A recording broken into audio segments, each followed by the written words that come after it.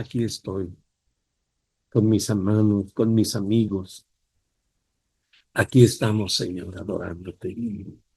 Aquí estamos presentándonos delante de ti, Señor, reconociendo la necesidad inminente que tenemos de ti, Señor. Señor, gracias, porque cuando venimos aquí sabemos que tú ya estás, que esta es una de las citas que tú esperas y siempre anhelas alabar, Señor, que nosotros te alabemos, que nosotros te exaltemos, que tengamos esa comunión contigo, Señor. Conoces cómo somos nosotros los seres humanos, Señor, de necesitados de ti. Señor, gracias que tú te revelaste a nosotros y nos hablaste y nos acercaste a ti para que te busquemos. Gracias. Y que no fuimos nosotros, nuestra capacidad no nos hubiese alcanzado jamás, pero eres tú, a través de tu Santo Espíritu, Señor, que nos has traído, Señor, a ti.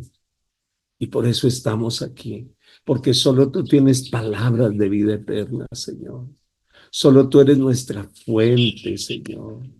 Solo tú eres nuestra torre fuerte, Señor. A ti corremos, Señor. Estamos seguros en ti, Señor. Líbranos de nosotros mismos. Líbranos de todo orgullo, de toda altivez, de toda distracción en nuestra mente, en nuestro corazón. Líbranos, Señor, de tenerle más temor a los hombres que a ti, Señor. Líbranos, Señor, de querer más, Señor, las alabanzas de los hombres. Señor, cuando tuya es toda la gloria, tuya es toda la honra, tuya es toda la alabanza y la adoración, Señor. Aquí estamos, Señor. Examina hasta lo más profundo, Señor. Señor, y todo lo que no sea tuyo, Señor, lo renunciamos en el nombre de Jesús.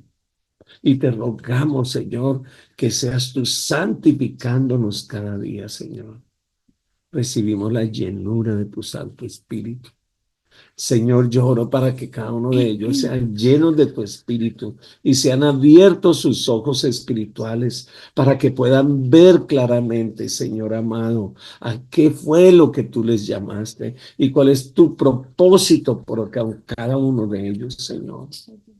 Quedamos expuestos a ti, a tu poder, a tu gloria, a tu majestad, Señor, en el nombre de Jesús.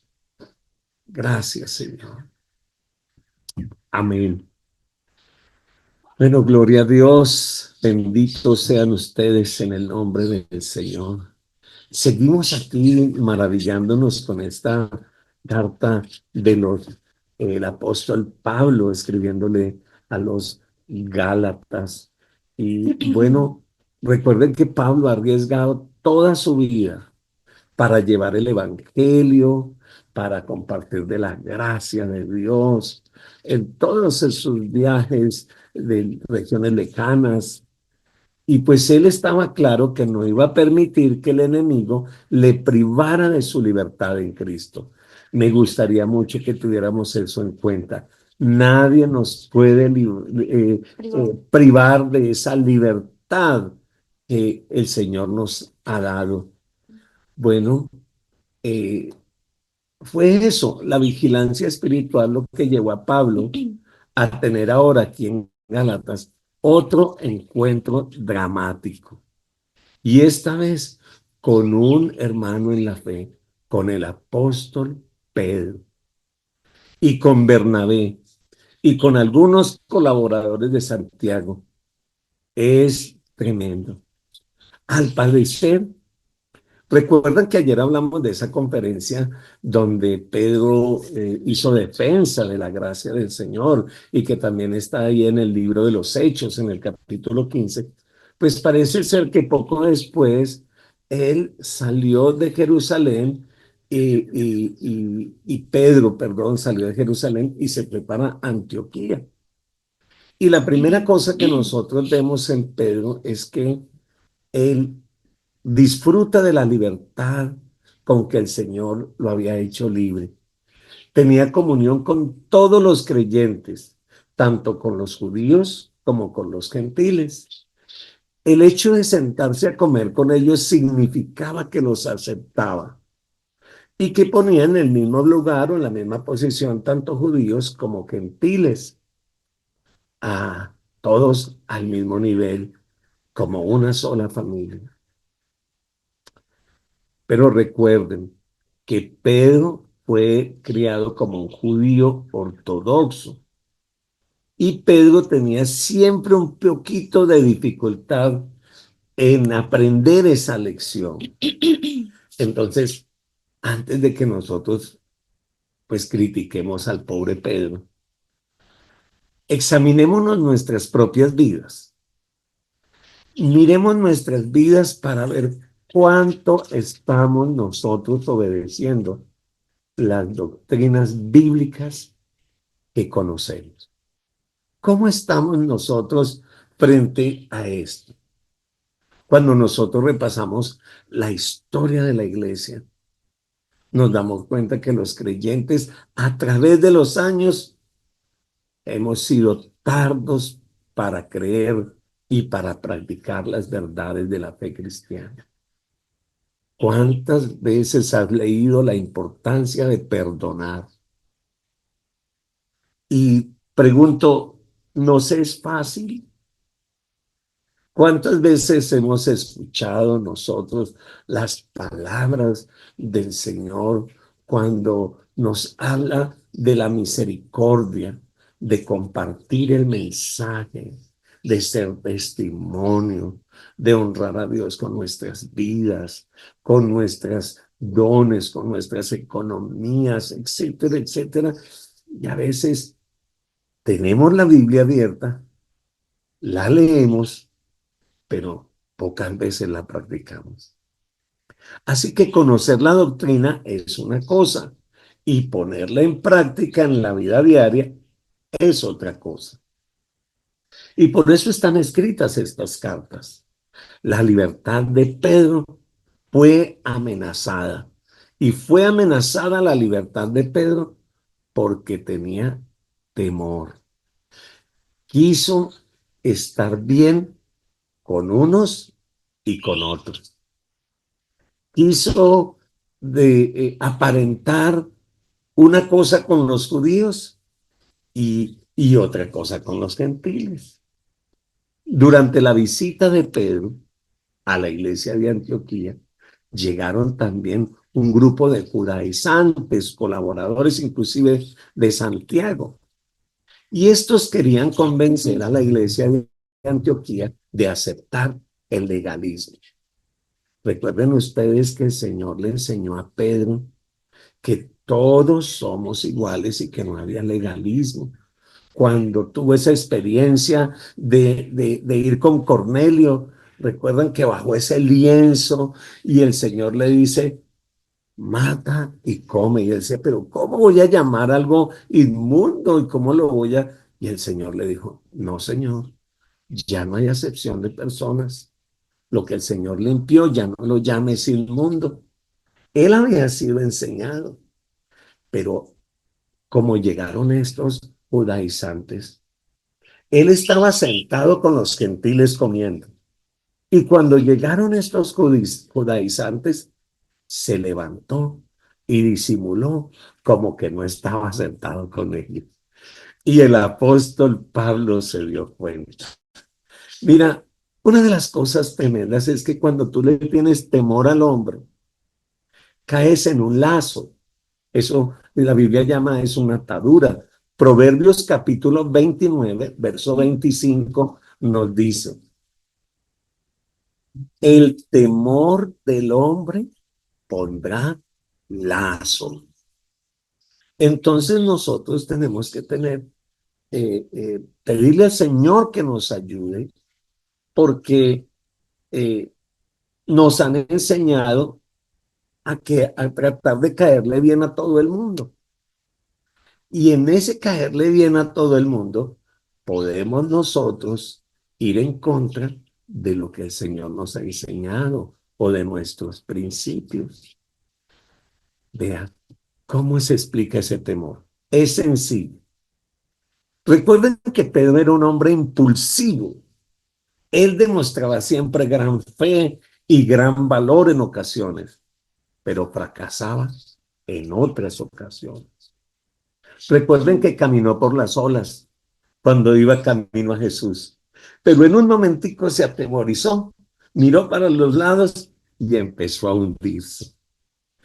Él mismo, allá en el aposento alto, se jactó diciéndole al Señor: Señor, mi vida pondré por ti, Señor. Yo daré mi vida por ti. Y después lo negó 3 veces. En el libro de los Hechos, es el libro donde él demuestra más firmeza que en los 4 evangelios. Pero sabe una cosa, él no era perfecto, igual que nosotros. El miedo le provocó esa caída a Pedro. Él dejó de participar de una fiesta de amor con los hermanitos, los gentiles, y disimuló y se apartó de ellos. Y aquí hay 2 cosas que nos pueden suceder a nosotros también. Primero, se convirtió en hipócrita, pues la simulación es hipocresía, ¿cierto? El motivo de la acción de Pedro fue miedo que los judaizantes lo criticaran, así que disimuló, como quien dice: yo no tengo nada que ver con los gentiles. Pues eso es una tragedia. Y es una tragedia porque recuerden que él va con Bernabé. ¿Se acuerdan? Que ayer hablamos de Bernabé, uno que consuela.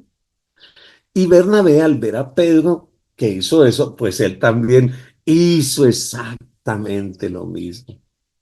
Y el problema es que Bernabé era uno de los grandes líderes espirituales de su tiempo. Por lo tanto, la desobediencia de Pedro jaló a Bernabé, y posiblemente a través de Bernabé iba a jalar toda una congregación. Amigo, si tan solo un pecado nuestro o un temor de nosotros nos afectara solo a nosotros, pues no digo que esté bien, pero ni modos. Pero cada acto de tu vida no solo te afecta a ti, afecta a los que están alrededor tuyo. Y si tú perteneces no solo a una familia en lo físico, en lo natural, sino perteneces a la familia del Señor, eso también va a afectar a la familia del Señor. Tus actos allá afuera, ¿sabe qué van a decir? Ay, todos los de esa iglesia son así. Todos esos cristianos son así y van a afectar. Es interesante notar que entonces Pablo va a reprender o a confrontar a Pedro, pero él lo confronta es con la doctrina. ¿Por qué? Porque Pedro estaba negando una de las doctrinas básicas de nuestra iglesia o del Señor: la unidad de la iglesia. La unidad de la iglesia. Pedro era judío, pero por medio de su fe en Cristo se había convertido en creyente, por lo tanto era parte de la iglesia, la cual no distingue ni raza, ni, ni clase social, ni nada por el estilo. Entonces las palabras que le dijo Pablo a Pedro lo entristecieron. ¿Sabe qué le dijo? Le dijo: si tú, siendo judío, vives como los gentiles y no como judío, entonces ¿por qué obligas a los gentiles a judaizarse? En otras palabras, decídase, ¿vas a hacer división o simplemente entiende la doctrina que el Señor nos acaba de enseñar? Ya no hay judío, ya no hay libre, ya no hay rico, ya no hay pobre, ya no hay hombre, ya no hay mujer, ya no hay esclavo, ya no hay libre. Ahora todos somos uno solo en Cristo Jesús. Y eso lo debemos aprender. Pedro mismo, cuando leemos ahí en Hechos 15, Pedro mismo se levantó unos días atrás, acuérdense, un tiempo atrás, en la conferencia ya en Jerusalén, y dijo, ninguna diferencia hay entre nosotros y ellos. Bueno, pero ya sabemos que Pedro tenía ese lío que a veces era sí y a veces era no. ¿Sabe qué es lo lindo? Que el Señor de todas maneras lo usó, que fue un instrumento en manos de Dios y en algún momento el Señor cambió esa dualidad en un solo pensamiento y en un solo concepto. Pero ahora estaba haciendo distinción. El pueblo de Dios es uno, aunque esté dividido en diferentes grupos. Unos piensan que el culto debe ser el sábado. Bueno, otros el domingo. Unos que las mujeres a la derecha y otras a la izquierda. Bueno, es su manera. Otros que se bautizan en un solo nombre, otros que en el nombre del Padre, del Hijo y del Espíritu Santo. ¿Sabe? Nosotros no estamos llamados a hacer división. Nosotros estamos llamados a unirnos, pero a unirnos en el nombre maravilloso y poderoso de Cristo Jesús. Ese es el llamado. Cualquier práctica que no esté de acuerdo con las Escrituras y que separe a un hermano del otro, sí, eso sí niega la unidad del cuerpo de Cristo. Pero aquí llega una palabra maravillosa. Por primera vez se utiliza la palabra justificación. Justificados por la fe. La palabra justificación aparece aquí por primera vez en esta carta. Y hay una pregunta: ¿cómo se justifica el hombre con Dios? ¿Sabe usted cómo justificarse con Dios? Pues el libro de Habacuc nos da la respuesta. Habacuc capítulo 2, versículo 4 dice: el justo por la fe vivirá. Es la respuesta de Dios. Esta verdad es tan importante que la llaman mencionada en 3 libros del Nuevo Testamento: en Romanos, en Gálatas y en Hebreos. La epístola de los Romanos explica el significado de lo que es ser justo. Gálatas explica cómo el justo puede vivir en libertad. Y Hebreos nos explica que esa libertad se obtiene por la fe. Qué maravilloso mensaje de parte del Señor. Pero, ¿qué es la justificación? La justificación es el acto por medio del cual Cristo Jesús o Dios nos declara a nosotros justos. El pecador que cree en Cristo Jesús es declarado justo por la fe en el Señor. Mira, cada palabra en esta definición es importante. La justificación es un acto, pero no es un proceso. Yo no me voy justificando a través del camino, no. Yo he sido justificado. Es un acto. Ningún creyente es más justificado que el otro. No, todos somos justificados por igual. Pues habiendo sido una vez y por todas, dice Romanos 5:1, justificado por la fe, tenemos paz para con Dios. Así que ninguno puede decir, yo soy más justificado que tú. No. O yo ya voy en el proceso más adelante de la justificación y tú no. No. Es un acto y todos somos justificados de la misma manera, por la fe. Entonces, la justificación por la fe es una transición instantánea e inmediata entre Dios y el pecador para el que cree en Cristo Jesús. Mi querido hermano, que nadie le robe esa libertad en Cristo. Que el enemigo no le meta ideas a usted que usted no es justificado, que usted necesita algo más. No. Si la justicia fuera por medio de las obras, entonces sería un proceso gradual. Por eso la justificación no es un proceso.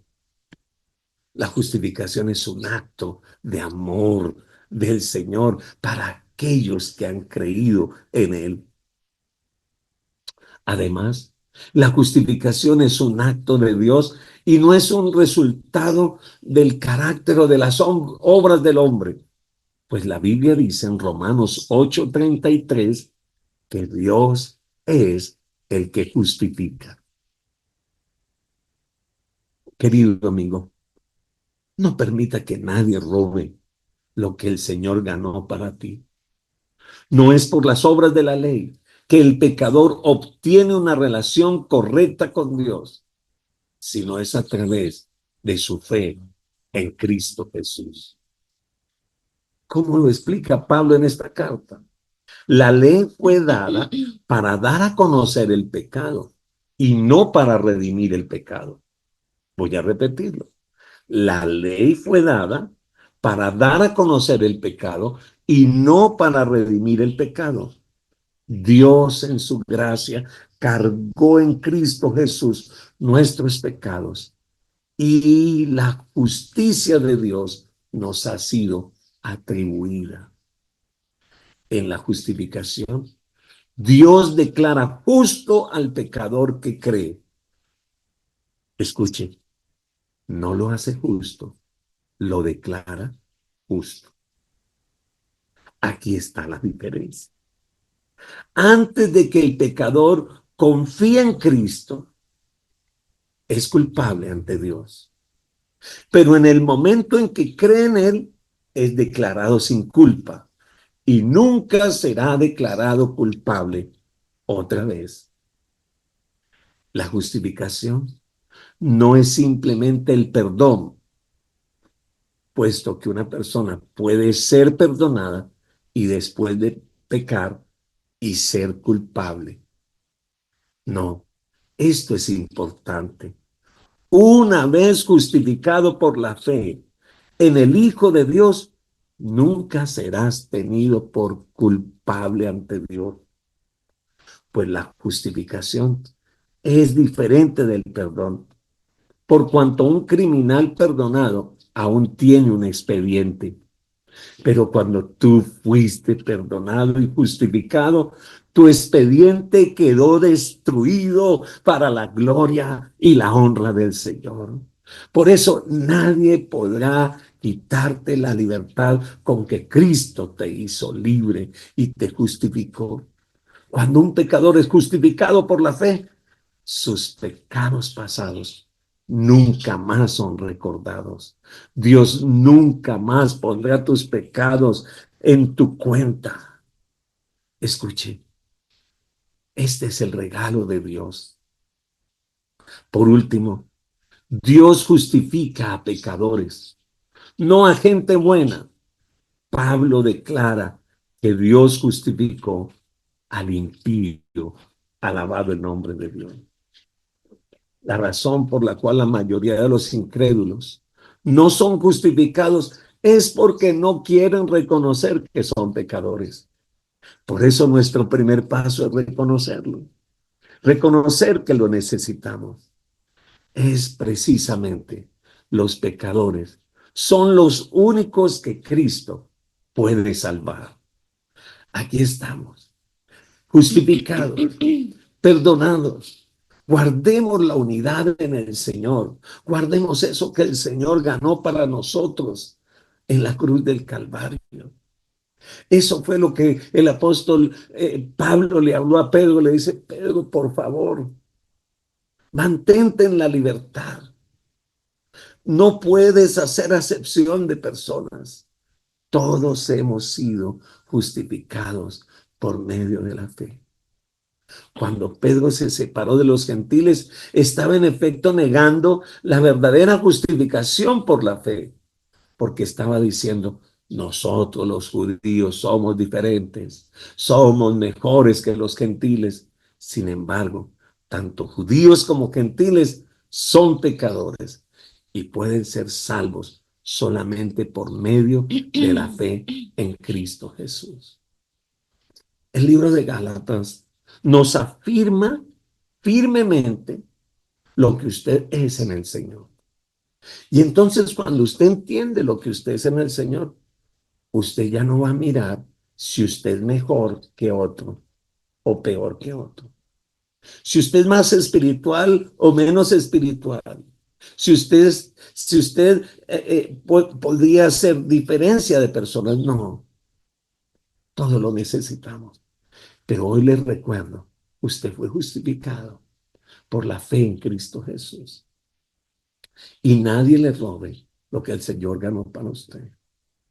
Ni el enemigo, cuando quiere recordarle sus errores, cuando quiere recordarle sus debilidades, si las tenemos, corra al Señor, venga corriendo a Él, y Él entonces limpiará tu corazón, porque tú ya eres justificado por la fe en Cristo Jesús. Alabemos al Señor y démosle gracias, y recordemos que el Señor nos pidió que oráramos unos por otros. Así que, Señor, en el nombre de Jesús, yo me uno con estos amigos y hermanos el día de hoy. Yo bendigo sus vidas en esta hora y me uno con ellos para darte las gracias. Ay, tan lindo por haberme justificado, Señor. Solo ayúdame a mantener mis ojos puestos en ti, Señor. Y nada ni nadie me va a venir a robar lo que tú ya ganaste.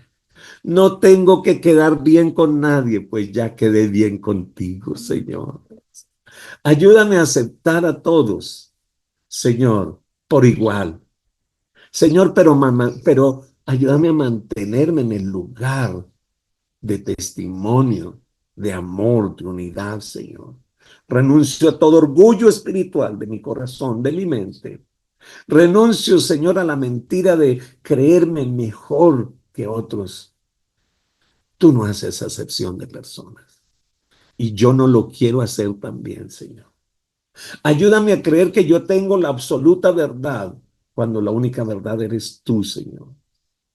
Ayúdanos. Y gracias por este grupo de devocional, porque aquí tengo hermanos de todas partes, y esto es lo lindo, que somos uno solo. Aquí no hay una iglesia, aquí hay una persona maravillosa que eres tú, Señor. Por eso hoy también levantamos nuestras manos para orar por todos los enfermos físicos, emocionales y espirituales.